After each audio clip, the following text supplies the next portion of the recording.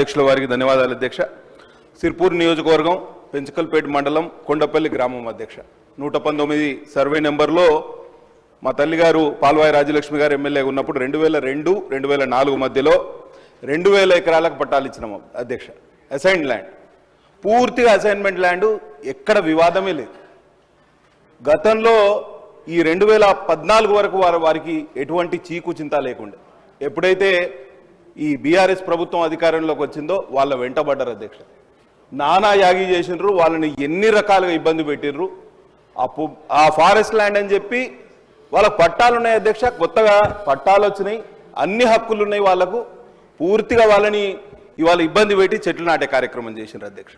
మేము 2001లో పెద్ద ఎత్తున నిరసనకు దిగినాం, అక్కడ నిరాహార దీక్ష చేసినాం. 10 రోజులు నిరాహార దీక్ష చేస్తే మమ్మల్ని బలవంతంగా లాక్కపోయి 40 రోజులు రిమాండ్ చేసినారు అధ్యక్ష. నాతో పాటు 60 మంది రైతులు. ఇవాళ ఎంత దారుణం అంటే ఒక్కటే టైంలో సైమల్టేనియస్లీ 2 పోలీస్ స్టేషన్లో నా మీద అటెంప్ట్ మర్డర్ కేసులు పెట్టినారు అధ్యక్ష. ఎంత దారుణం అంటే ఈ పోడు రైతుల శాపనార్థాలు తగిలి వీళ్ళు పదవిచ్యుతులయ్యారు.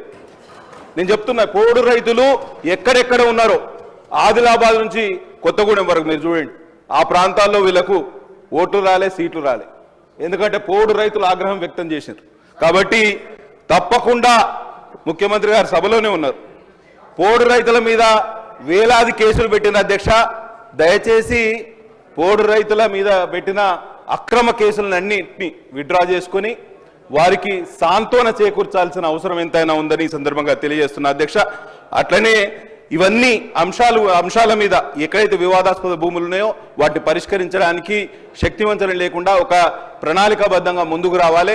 ఇప్పుడు కూడా ఫారెస్ట్ అధికారులు అత్యుత్సాహం ప్రదర్శిస్తున్నారు, చాలా రైతులను ఇబ్బంది పెడుతున్నారు. కాబట్టి అటవీ శాఖ మంత్రివర్యులు కూడా ఫ్లోర్లోనే ఉన్నారు. కాబట్టి ఈ అత్యుత్సాహం ప్రదర్శించే అధికారులను కట్టడి చేయవలసిందిగా విజ్ఞప్తి చేస్తూ సెలవు తీసుకుంటున్నాను అధ్యక్ష. ధన్యవాదాలు.